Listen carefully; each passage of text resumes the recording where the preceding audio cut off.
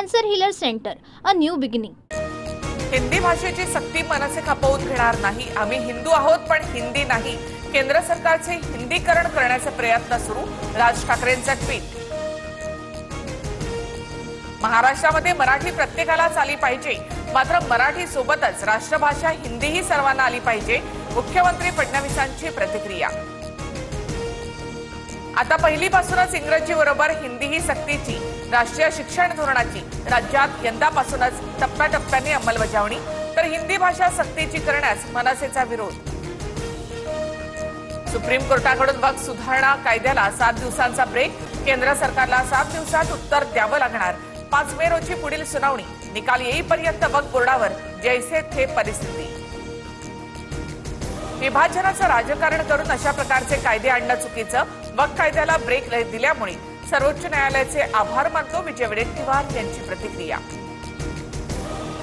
चुकीचा कायदा आणून हिंदू मुस्लिम वाद निर्माण करण्याचा प्रयत्न, धार्मिक तेढ निर्माण करण्याच्या भाजपच्या उद्देशाला सुप्रीम कोर्टाकडून ब्रेक. नाना पटोलेंची टीका.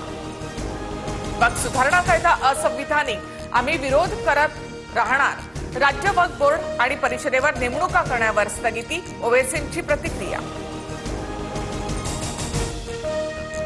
भाजप खासदार मेधा कुलकर्णींनी मशिदीमध्ये घुसून गोंधळ घातल्याचा आरोप. पुण्याच्या मशिदीमधील व्हिडिओ समोर. मेधा कुलकर्णींना अटक करा, नॅशनल कॉन्फरन्स फॉर मायनॉरिटीची मागणी.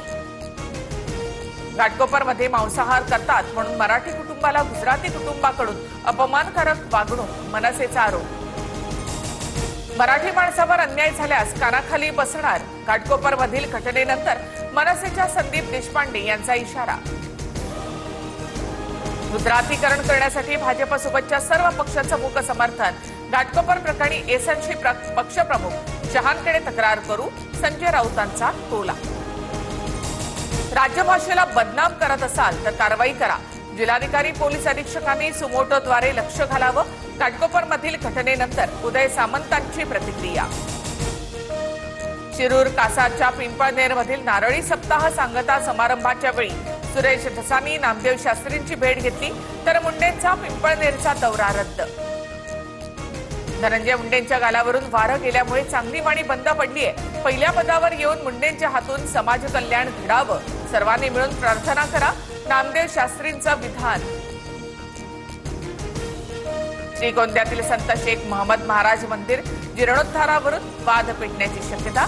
संजीवन समाधीस्थळी मंदिर उभारावं, कमिटीसह ग्रामस्थांची मागणी. तर जीर्णोद्धाराला शेख महम्मद महाराजांचे वंशज अमीन शेख यांचा विरोध. सौगंध महम्मद की मंदिर वही बनाएंगे. संत शेख महम्मद मंदिराच्या जीर्णोद्धारावरून बंडातात्यांचं विधान. मालवणमधील शिवरायांचा पुतळा उभारण्याचं काम पूर्णत्वाच्या जवळ. 1 मे रोजी पुतळ्याचं अनावरण करण्याचा सरकारचा प्रयत्न. पुतळा उभारताना ड्युप्लेक्स स्टीलच्या फ्रेमवर्कचा वापर.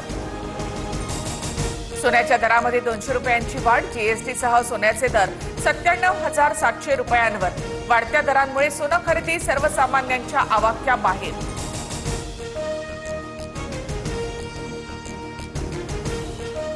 Cancer healer centre, a new beginning.